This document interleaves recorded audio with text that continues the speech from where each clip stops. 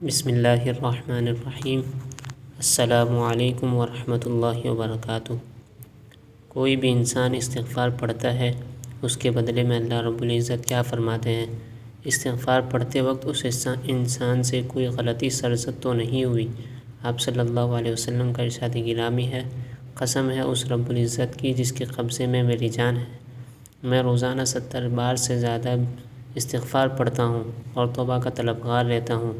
بہت سے لوگوں کے منہ سے استغفار کی آواز سنتے ہیں، استغفار کا مطلب ہے یا رب العزت ہمیں بخش دے۔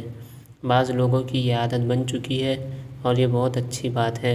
استغفار کی تسبیح پڑھنے سے آپ کی بخشش ہو جائے گی۔ جب استغفار آپ کے دل سے نکلے گا، اس وقت اللہ رب العزت آپ کو بخشش عطا فرمائیں گے۔ سرور کونین صلی اللہ علیہ وسلم نے فرمایا، گناہوں پر شرمندہ ہونا توبہ کے زمرے میں آتا ہے۔ جب کوئی انسان سچے دل سے اللہ سے توبہ کرتا ہے، اللہ رب العزت 7ویں آسمان سے نیچے آ کر پہلے آسمان تک اس انسان کو خاص نگاہ سے دیکھتا ہے اور توبہ کرنے والے انسان کو کہتا ہے، میں تو کب کا تیری توبہ کا انتظار کر رہا تھا، لوٹ آؤ اپنے رب کی طرف، لوٹ آؤ اپنی مغفرت کے لیے۔ اللہ تعالیٰ فرماتے ہیں، دوڑو انسان جنت کی طرف جس کے دروازے کی چوڑائی زمین اور آسمان کے برابر ہے، اپنے رب سے ہمیشہ مغفرت کی طلب کیا کرو۔ جب کوئی انسان توبہ کر کے اللہ رب العزت کو پکارتا ہے تو اللہ رب العزت اس کو 70 بار جواب دیتا ہے، لبیک میرے بندے۔ ایک انسان ہر وقت یا صنم کہتا رہا، ایک دن زبان پھسلی، اس انسان نے کہا یا صمد، یہ اللہ تعالیٰ کا نام ہے اور اس کے معنی بے نیاز ذات، اور اللہ تعالیٰ نے اس کو 70,000 مرتبہ لبیک کہا، اے میرے انسان میں حاضر ہوں، کیا چاہتا ہے، کیا مانگتا ہے، مجھ سے مانگ، میں تجھے عطا کروں گا۔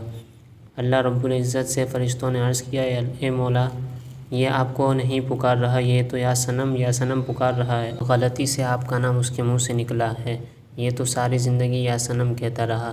اللہ رب العزت فرشتوں کو فرماتے ہیں، مجھے معلوم ہے یہ انسان مجھے نہیں پکار رہا، غلطی سے ہی صحیح اس نے اپنے رب کو پکارا تو صحیح، اگر میں اس انسان کو جواب نہ دوں، اس انسان اور مجھ میں کیا فرق رہ جائے گا۔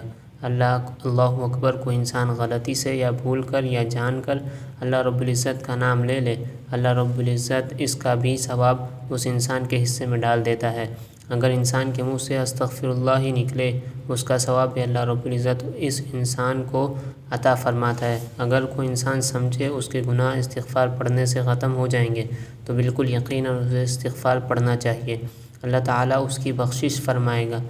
جو انسان اپنے دل میں یہ بٹھا لے، میں نے استغفار پڑھنا ہے، اللہ رب العزت اس کی ہر مشکل آسان فرما دیتا ہے، ہر دکھ اور پریشانی اور آنے والی مصیبت کو دور فرما دیتا ہے، اس انسان کو وہاں سے روزی عطا فرماتا ہے جہاں سے ان کو وہم ہی نہیں ہو۔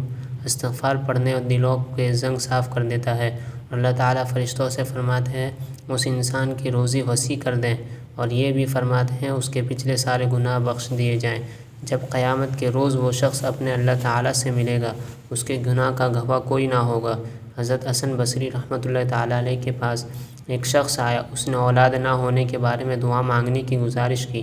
آپ نے فرمایا، استغفار پڑھا کرو، اولاد اللہ تعالیٰ ضرور عطا فرمائے گا۔ دوسرا شخص حاضر ہوا، اس نے آپ سے کہا، میں تنگ دست ہوں، روزی نہ ہونے کے برابر ہے۔ آپ نے فرمایا، استغفار پڑھا کرو، استغفار پڑھا کرو، اللہ تعالیٰ غیب سے مدد عطا فرمائے گا۔ تیسرے شخص نے عرض کی، خشک سالی ہے، فصل نہ ہونے کے برابر ہے، دعا فرمائے اللہ رب العزت بارش عطا فرمائے۔ اس شخص کو بھی حضرت حسن بصری رحمۃ اللہ تعالیٰ علیہ نے، استغفار پڑھا کرو، تمہاری دعا ضرور پوری ہوگی۔ آپ سے دریافت کیا گیا، مختلف آدمیوں کی مختلف حاجات تھی، آپ نے سب کو جواب ایک ہی دیا، استغفار پڑھو۔ اس کا ماجرا کیا ہے؟ حسن بصری رحمۃ اللہ تعالیٰ علیہ نے قرآن مجید کی آیت پڑھی جس کا ترجمہ یہ ہے، استغفار پڑھنا اولاد، باغات اور بارش عطا کر، اللہ تعالیٰ بارش بھیجے گا اور مال و دولت اور بیٹوں سے تمہاری مدد کرے گا، تمہارے لیے چشمے جاری کر دے گا، نہریں بہا دے گا۔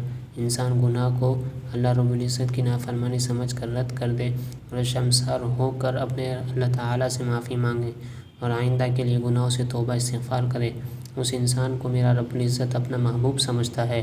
اور اگر کسی انسان نے کسی کا مال چرایا ہو اور ان برسا کو واپس کرے، نماز قضا کی ہو نماز ادا کرے۔ کچھ لوگ بد نصیب شیطان کے بہکاوے میں آ کر توبہ استغفار میں سستی سے کام لیتے ہیں اور یہ نہیں سمجھتے توبہ کا موقع ملنا ہی بڑی سعادت کی بات ہے۔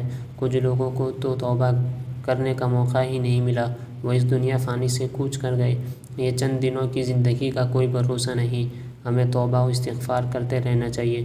قرآن مجید فرقان حمید میں اللہ تعالیٰ ارشاد فرماتا ہے، توبہ استغفار کرنے والوں پر اللہ رب العزت رحمت کی بارش عطا فرماتا ہے اور ان کے مال اور رزق میں اضافہ فرماتا ہے۔ قرآن مجید فرقان حمید میں نوح علیہ السلام کا واقعہ موجود ہے۔ حضرت نوح علیہ السلام نے اپنی قوم کو ان کے گناہوں کے بخشش اور استغفار کرنے کی بار بار تلقین کی، اور بے شک وہ بخشنے والا آسمان سے بارش برسائے گا، تمہیں خوب مال اور اولاد میں ترقی دے گا، سرسبز باغ عطا فرمائے گا، پانی کی نہریں نکال دے گا۔ خوشحال زندگی کا ذریعہ استغفر اللہ ہے۔ حدیث مبارکہ صحیح بخاری میں موجود ہے۔